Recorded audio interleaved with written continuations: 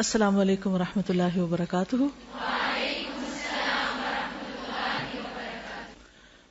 نحمده ونصلي على رسوله الكريم، اما بعد فاعوذ باللہ من الشیطان الرجیم، بسم اللہ الرحمن الرحیم، رب اشرح لي صدری ويسر لي امری واحلل عقدۃ من لسانی یفقهوا قولی۔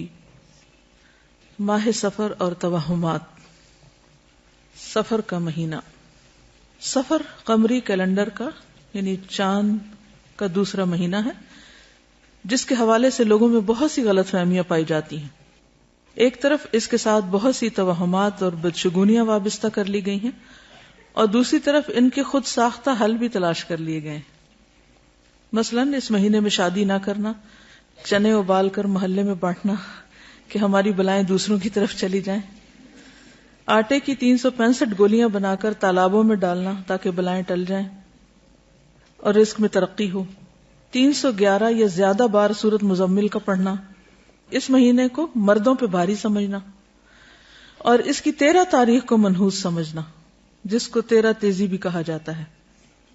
لیکن حقیقت یہ ہے کہ ان باتوں کی ہمارے دین میں کوئی حیثیت نہیں، کوئی حقیقت نہیں ہے۔ یہ سب لوگوں کے اپنے ذہن کی خود ساختہ باتیں ہیں۔ انسان کے اصل نفع نقصان کا مالک کون ہے؟ اللہ رب العزت، اور ہمارا اس پر بھرپور یقین ہونا چاہیے۔ لیکن افسوس کی بات یہ کہ شیطان انسان کو ہر زمانے میں حق سے دور لے جاتا رہا، اور اس کو اللہ کے بارے میں، دین کے بارے میں، خود اپنی ذات کے بارے میں، نفع نقصان کے بارے میں شکوک و شبہات میں مبتلا کرتا رہا۔ اس لیے ہم دیکھتے ہیں کہ ہم سے پہلے اہل کتاب کے اندر بھی بہت سی ایسی چیزیں پائی جاتی تھی۔ مثلا قرآن مجید کی ایک آیت ہے سورۃ النساء آیت، جو کتاب کا ایک حصہ دیے گئے، یعنی اہل کتاب کی طرف علم ہونے کے باوجود، کتاب آ جانے کے باوجود ان کے عقائد کس طرح کے ہیں؟ یؤمنون بالجبت والطاغوت۔ وہ جبت یعنی توہمات، سحر، کہانت، جادو، ٹونے ٹوٹکے، بدشگونیاں، بدفالیاں، ان چیزوں پر ایمان رکھتے ہیں۔ والطاغوت، اور طاغوت پر یعنی شیطان پر، یا کوئی بھی ایسی قوت جو اللہ کی اطاعت اور عبادت سے روکے، ان چیزوں پر ایمان رکھتے ہیں، ان چیزوں پر اعتماد کرتے ہیں، ان چیزوں کی طرف جاتے ہیں۔ وَيَقُولُونَ لِلَّذِينَ كَفَرُوا، اور وہ لوگ جنہوں نے کفر کیا ان کے بارے میں کہتے ہیں، ہؤلاء، یہ لوگ، اہدیٰ من الذین آمنوا سبیلا، راستے کے اعتبار سے ایمان والوں سے زیادہ ہدایت یافتہ ہیں، یعنی اہل کفر کو اہل ایمان کے مقابلے میں زیادہ ہدایت یافتہ سمجھتے ہیں۔ یعنی جو لوگ جادو اور ٹونے ٹوٹکے کے کاروبار میں ملوث ہیں، ان پر زیادہ اعتماد کرتے ہیں بنسبت ان کے کہ جو ایمان لا کر خالص اللہ کی توحید کے دل دادا ہوتے ہیں۔ ایسے لوگوں کا انجام کیا ہے جو علم رکھتے ہوئے، کتاب رکھتے ہوئے، اپنے وقت کے مسلمان ہوتے ہوئے اس قسم کے کام کریں؟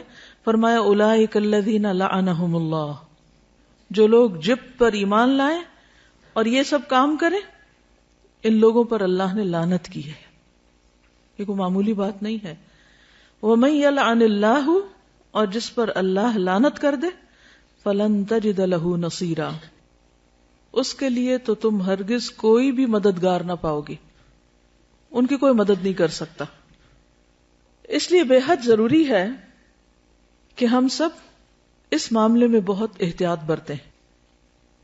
کسی بھی قسم کی خرافات، توہمات، بدشگونیوں پر یقین رکھنا شرک میں داخل ہو جاتا ہے، انسان کو اللہ کی رحمت سے دور کر دیتا ہے۔ اس لیے نہایت لازم ہے کہ ہم اپنی زندگیوں سے بھی ان چیزوں کو نکال دیں، اور اس کے علاوہ معاشرے میں پھیلی ہوئی ایسی توہمات کا بھی سدباب کریں، ان لوگوں تک بھی پیغام پہنچائیں تاکہ وہ بھی ان چیزوں سے باہر نکل آئیں۔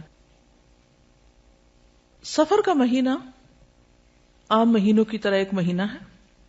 اس میں رسول اللہ صلی اللہ علیہ وسلم نے معمول کی عبادت کے علاوہ نہ کوئی خاص عبادت کی ہے، نہ ہمیں اس کا حکم دیا ہے۔ جیسے ذوالحج میں حج ہوتا ہے، روزے، صدقہ خیرات، تکبیرات وغیرہ، اور اسی طرح محرم میں 10 محرم کا روزہ رکھا جاتا ہے۔ لیکن سفر کے مہینے میں نہ تو کسی روزے کا حکم ہے، کھائیں پیئیں، اور نہ ہی کسی اور خاص عبادت کا حکم ہے۔ اور نہ ہی آپ نے کسی خاص بلا سے بچنے کے لیے خبردار کیا ہے. کہیں بھی یہ نہیں کہا کہ اس مہینے میں بلائیں نازل ہوتی ہیں یا کسی قسم کی کوئی پریشانیاں آتی ہیں یا کسی پہ یہ بھاری ہے اور کسی پہ ہلکا ہے. ہرگز نہیں، کچھ بھی ایسا نہیں. توہمات اور شگون جو اس ماہ سے منسوب کیے گئے ہیں ان کی کوئی حقیقت نہیں. عربوں کے ہاں اس ماہ سے متعلق جو غلط تصورات پائے جاتے تھے اس کی بنیادی وجہ یہ تھی کہ عرب حرمت کی وجہ سے 3 ماہ ذوالقعدہ، ذوالحجہ اور محرم میں جنگ و جدل سے باز رہتے تھے. جنگ نہیں کرتے تھے کیونکہ وہ حرام مہینے تھے، اور انتظار کرتے کہ یہ پابندیاں ختم ہو تو وہ نکلیں اور لوٹ مار کریں جو ان کا پیشہ تھا. لہذا سفر شروع ہوتے ہی وہ لوٹ مار، رہزنی اور جنگ و جدل کے ارادے سے جب گھروں سے نکلتے تو ان کے گھر خالی رہ جاتے. یوں عربی میں یہ محاورہ سفر المکانہ، گھر کا خالی ہونا، مشہور ہو گیا. تو اسی سے لفظ صفر بھی ہے. صفر میں کتنے نمبر ہوتے ہیں؟ کچھ بھی نہیں، خالی. ٹھیک ہے. سفرن اور صفرن کے معنی ہے خالی ہونا. جیسے صفر کا ہندسہ عربی میں کہتے ہیں بیتن صفر من المتاع، گھر سامان سے خالی ہو گیا یا گھر سامان سے خالی ہے. ہم بھی جب کسی چیز کی بالکل نفی کرتے ہیں تو کیا کہتے ہیں؟ Zero level. تو بس یہی سمجھے کہ سفر اور صفر جو ہے اس میں کسی بھی چیز کے نہ ہونے سے پھر یہ توہمات منسوب کر لیے گئے کہ اس میں کوئی خیر نہیں ہوتی اور مصیبتیں آتی ہیں. اتفاق سے نبی صلی اللہ علیہ وسلم کی بیماری کا آغاز بھی اس مہینے میں ہوا تو اس سے لوگوں کا اور زیادہ وہم پختہ ہو گیا کہ نعوذ باللہ یہ مہینہ مصیبتوں کے آنے کا مہینہ ہے، حالانکہ اس بات کی کوئی حقیقت نہیں ہے. مشہور محدث اور تاریخ دان سخاوی نے اپنی کتاب المشہور فی اسماء الایام والشہور میں ماہ سفر کی یہی وجہ تسمیہ لکھی ہے. عربوں نے جب دیکھا کہ اس مہینے میں لوگ قتل ہوتے ہیں، یعنی زیادہ لوگ، کیونکہ جنگ و جدل ہوتی تھی 3 مہینے کی بریک کے بعد، اور گھر برباد یا خالی ہوتے ہیں، تو انہوں نے اس سے یہ شگون لیا کہ یہ مہینہ ہمارے لیے منحوس ہے، اور گھروں کی بربادی اور ویرانی کی اصل وجہ پہ غور نہ کیا، نہ ہی اپنے عمل کی خرابی کا احساس کیا، نہ لڑائی جھگڑے اور جنگ و جدل سے خود کو باز رکھا، بلکہ اس مہینے کو ہی منحوس ٹھہرا دیا. جبکہ نحوست کے بارے میں قرآن مجید میں ارشاد ہے وَكُلَّ إِنسَانٍ أَلْزَمْنَاهُ طَائِرَهُ فِي عُنُقِهِ وَنُخْرِجُ لَهُ يَوْمَ الْقِيَامَةِ كِتَابًا يَلْقَاهُ مَنشُورًا اقرأ کتابٌ، ہم نے اس کے گلے میں لٹکا رکھا ہے اور قیامت کے روز ہم ایک کتاب اس کے لیے نکالیں گے جسے وہ کھلا ہوا پائے گا. پڑھ اپنا نامہ اعمال، آج اپنا حساب لگانے کے لیے تو خود ہی کافی ہے. یہ آیت واضح کرتی ہے کہ انسان کی نحوست کا تعلق اس کے اپنے عمل سے ہے، جبکہ عموماً وہ یہ سمجھتا ہے کہ نحوست کہیں باہر سے آتی ہے. چنانچہ وہ کبھی کسی انسان کو، کبھی کسی جانور کو، کبھی کسی عدد کو اور کبھی کسی مہینے کو منحوس قرار دینے لگتا ہے.